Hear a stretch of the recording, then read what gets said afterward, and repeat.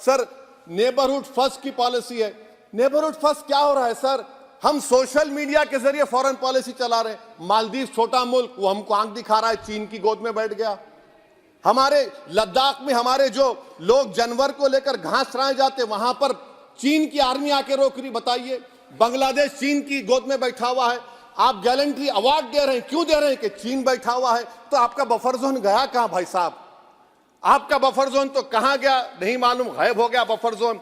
और दूसरी बात सर, आप ये भी देख लीजिए कि यहां पर मैं आपको इंपॉर्टेंट पॉइंट ये बताना चाह रहा हूं सर।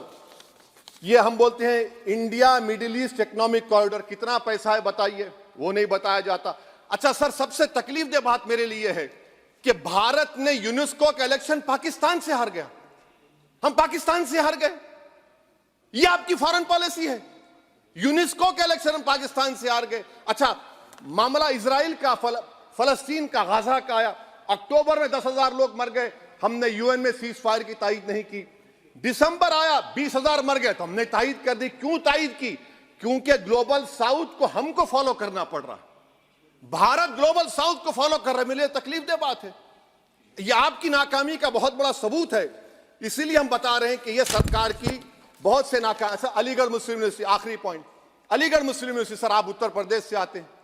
सर 81 में एक्ट पास हुआ। हमारा लॉ ऑफिसर कोर्ट में कहता है कि मैं पार्लियामेंट के एक्ट को नहीं मानता। कैसे नहीं मानते सर? क्या नरेंद्र मोदी ने पार्लियामेंट को नॉमिनेट किया या पार्लियामेंट ने नरेंद्र मोदी को प्रधानमंत्री बनाया? बताइए। 81 के एक्ट को नहीं मानते सर। 2 ही तो सेंट्रल यूनिवर्सिटी है मुसलमानों के। 1,80,000 आप ही के सरकार के दौर में मुसलमान हायर एजुकेशन निकल गए। आप अलीगढ़ मुस्लिम से छीनना चाह रहे हैं। Theory of separation of powers में एग्जीक्यूटिव हमको डिक्टेट करेगा। मेरी आवाज तो पार्लियामेंट है, अब मेरी आवाज के खिलाफ एग्जीक्यूटिव सुप्रीम कोर्ट में बोलता है। अलीगढ़ मुस्लिम यूनिवर्सिटी से इतनी नफरत क्यों है आपको? वहां पर तो हिंदू भाई भी पढ़ते हैं। सर ये अलीगढ़ मुस्लिम यूनिवर्सिटी का मामला है सर। तो मैं आपसे इस बात पर, इस शेर पर अपनी बात को खत्म कर रहा हूं सर। आप भी उर्दूदां हैं जी। मसीहाओं को जब भी आवाज दी है, अहमद फराज का शेर है जी जी। मसीहाओं को जब भी आवाज दी है, पलट कर आ गए हर बार कातिल।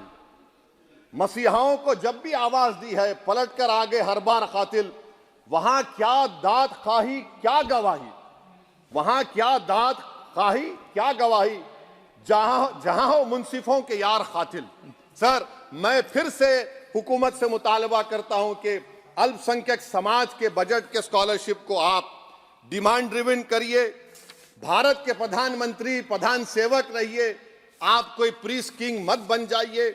आप जीतेंगे, कौन जीतेंगे देश तय करेगा। मगर याद रखिए 17 करोड़ मुसलमान आज गम और गुस्से में हैं और इस बात को महसूस कर रहे हैं, इस बात को महसूस कर रहे हैं कि प्रधानमंत्री को हम नोट नहीं दिए मगर हमारा प्रधानमंत्री है। आखिर ये प्रधानमंत्री 17 करोड़ मुसलमानों की उनकी शनाख्त को कैसे मिटा रहे हैं, कैसे उनको आप मार्जिनलाइज कर रहे हैं।